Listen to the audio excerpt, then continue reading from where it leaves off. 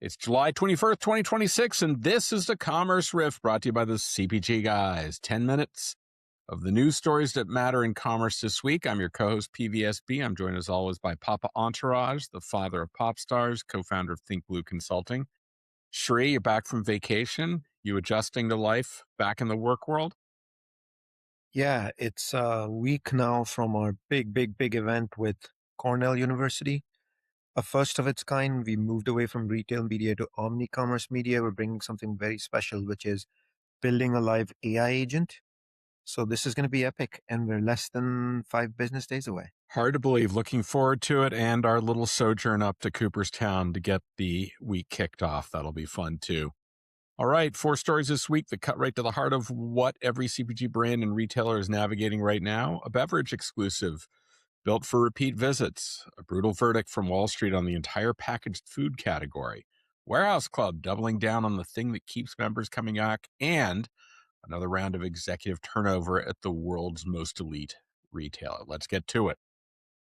Let's start in the beverage aisle because Kroger just did what Kroger does best right now. And it's a playbook every retailer should be watching. Kroger has teased a new Coca-Cola exclusive limited time offer, Sprite and Tea Peach.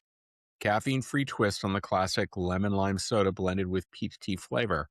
It's launching in both regular and zero sugar versions across the entire Kroger family of chains and nowhere else. No confirmed launch date yet, but the Food for Less listing says July, so it should be hitting shelves any day now. This is not a one-off. Kroger has been on an exclusivity tear. 7-Up Endless Summer, Strawberry Watermelon last summer, a Mandarin Orange 7-Up earlier this year. Ghost Energy Drinks, Spicy Peeps, a KBBQ Red Baron Pizza, a Sprite Vanilla Frost as a 2-year running holiday exclusive. This is a deliberate strategy, not a coincidence, Sri. Here's why it matters. Kroger is not the cheapest place to shop. Consumer Reports data puts Kroger's prices about 14.8% higher than Walmart. Ouch. New CEO Greg Foran has been direct about that gap, telling advisors on the Q1 call that promotions have gotten too complicated and Kroger's price position hasn't kept pace. His stated goal isn't to win on price, it's to be, in his words, more competitive, more consistent, and easier for customers to understand, so that the more shoppers choose Kroger more often because the value and the experience are clear.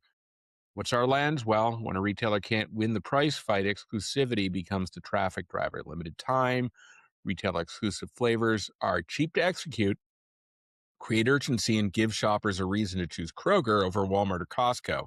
That has nothing to do with unit price. For CPG and beverage partners, this is a growing menu of co-branded innovation and retail media opportunity, but it also means Kroger is going to keep asking for exclusivity as a condition of partnership. Brands need a point of view on which retailers earn access to their innovation pipeline first. Shri, over to you. Now for the story that every packaged food executive really needs to read not once, but twice. Because the Wall Street Journal's Hard on the Street column this week delivered about as harsh a verdict on big food as Wall Street has given in years. And it's not like we've been shouting about it from the top of our lungs here. On the CPG Guys, the headline is blunt. America's biggest food companies have tried everything: price outs, marketing pushes, protein bolted onto everything from Cheerios to Goldfish, and it hasn't really made much of a dent. Profits are falling at flagship names like General Mills and Kraft Heinz. Management keeps blaming a strained consumer and promising things will improve. The market has reached a harsher verdict, though.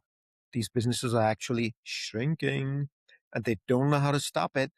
Big food stocks are now trading at their widest discount to the broad market in at least 2 decades, and dividend yields have climbed to unsustainable levels indeed. The journal lays out why this is structural and not cyclical. GLP-1s are the most visible driver. More than 1 in 10 American adults now take a GLP-1, and that number keeps inching up, pushing consumers towards protein, fresh ingredients, cleaner labels, and away from the ultra-processed center store staples that built these companies. Layer on the K-shaped economy, affluent shoppers are trading up to smaller, better-for-you brands, while low-income households, squeezed further by SNAP cuts, trading down to private label. Even U.S. population growth, historically a reliable tailwind for these companies, has slowed to a crawl as immigration enforcement tightens by the day. As one analyst put it, an advantage this group could always count on, is now gone. The numbers back it up. General Mills' organic sales fell 2% in fiscal 26, and the company is guiding to another year of flat to declining sales at best. Cutting prices even when it hurts earnings just show the bleeding. ConAgra halved its dividend last week and guided to a steeper earnings decline than Wall Street had expected. Kraft Heinz and Campbell's are under similar pressure. ConAgra now trades at about 9.8 times forward earnings, a 60% discount to the S&P 500, while General Mills, Campbell's, and Kraft Heinz sit around 11 to 12 times. Each has lost 50 to 70% of its value over the past decade, while the S&P more than tripled. And here's a new pressure point. The Iran conflict is pushing oil, fertilizer, packaging resin, and freight costs higher and higher. In 2021, food makers passed those costs straight through to stimulus flush shoppers. This time, analysts expect Walmart and Spears to refuse to accept it. I can really vouch that's going to happen through my own experiences. Because retailers now have real leverage to their own private label, which sits at roughly 24% of grocery unit share overall, and higher still at the retailers that matter most, 31% at Walmart, 34% at Costco. When shoppers are stretched, retailers push food companies harder on price, leaving them to choose between losing volume or losing margin. The CPG lens, according to us here on the CPG Guys, this isn't a call to wait out a soft patch. The fixes the journal points to real brand investment like General Mills' fresh Brew Buffalo dog line, bigger structural moves like McCormick's tie-up with Unilever's food business or take private deals to escape public market pressure.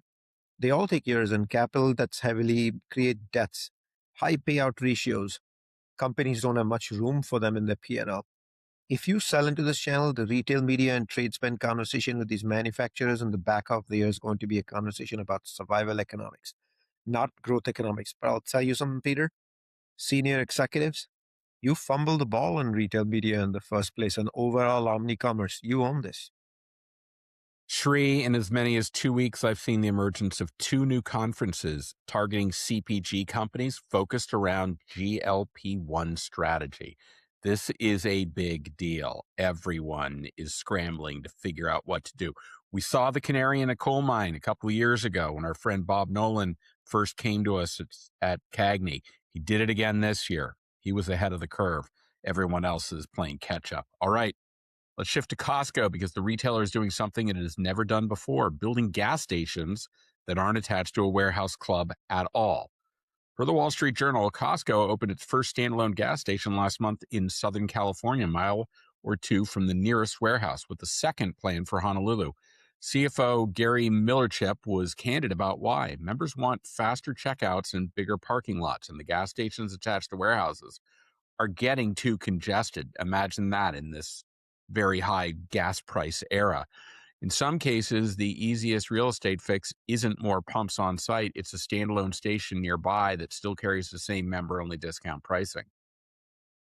And the demand is real. Costco gas sales are higher than they've ever been. The 5 weeks ending in mid-May were the highest gas sales weeks in company history. And CEO Ron Vacris says the high price sensitivity driving those volumes brought many members to a Costco gas station for the very first time. That matters beyond fuel margin because Millerchip and Vacris both note that members who fill up at Costco tend to spend more overall. Gas is a proven traffic and basket driver, not a side business. It's part of a broader real estate rethink at Costco, which has struggled to find land for new full-size warehouses. Vertical stores built alongside housing developments are another experiment, but gas is the one of the clearest read-through. Last week, Costco's stock dipped slightly after July net sales growth of 10.6% came in below the 13.7% posted in the prior period, a deceleration executives attributed partly to easing gas prices back to the crisis in the Gulf. Understanding just how much fuel is now woven into Costco's growth strategy. Our lens, well, Costco is treating gas as its own strategic lever for membership value and traffic independent of the core warehouse footprint. And it's willing to break from its own playbook to protect it. That's a signal of how aggressively Costco intends to defend share and wallet and renewal rates as the K-shaped consumer story plays out.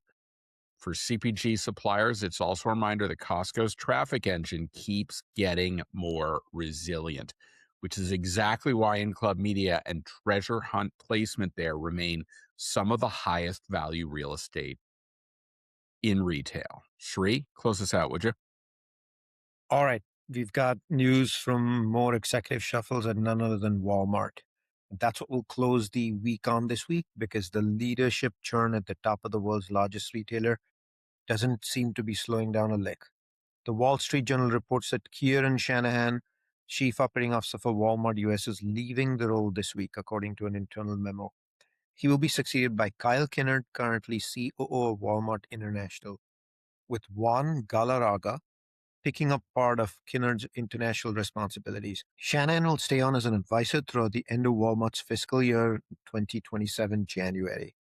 But this is not an isolated move. If you've been following us, you've heard all the recent executive changes in the last 3-4 months. It follows Tom Ward's departure as CEO of Sam's Club, Cedric Clark's exit in May as head of U.S. Store Ops, a position that, by the way, still hasn't been filled. All of this comes after John Furner took over as Walmart's company-wide CEO earlier this year and installed the new CEO across all 3 major business units, U.S., International, and Sam's Club. The bench continues to look like it's being reshuffled months later. And then on top of that, the timing is what makes this a big CPG story and not just an org chart shuffle story. The shuffle is landing right as investors are bracing for a grocery pricing warrior. Walmart said earlier this month it would lower prices on thousands of items. And Kroger, as we just discussed, has been highlighting its own price cuts. New leadership at the operating arm of Walmart US arrived exactly when the pricing playbook for the back half of the year is actually currently being written, and I would say for fiscal 27. The CPG Guys' point of view is pretty straightforward. Every CPG brand category team with a Walmart desk should expect their day-to-day relationships to keep shifting through the rest of the year. That turnover is landing at the exact moment cost and margin conversations are intensifying. Those price cuts are coming to CPG vendors now or very shortly in the fall. And if you're thinking JBP, JVC, joint value creation is the only way to go. New CEOs typically mean fresh scrutiny on vendor scorecards, trade terms, category resets. This is the moment to make sure your Walmart account team has indeed had a direct line into where the new leadership priorities are heading, not just where the org chart used to point, and make sure you learn and follow. Look for the CPG Guys to make their next appearance in Northwest Arkansas the 16th and 17th of September during the Walmart Data Ventures Inspire event. That's a wrap on this week's Commerce Riff. A quick reminder to catch up on our recent episodes. We've had a couple of great conversations you don't want to miss. Walmart Plus's Deepak Mani and our eMarketer panel from Cannes featuring our friend Sarah Marzano from eMarketer, Liz Roche from Albertsons Media Collective, Flywheel's Claudia Johnson, Shweta Bardwaj from Bain & Company, and Goodway Group's Angela Myers. Both of these are essential listening for anyone thinking about how commerce, media, and technology are converging. Links in the show notes.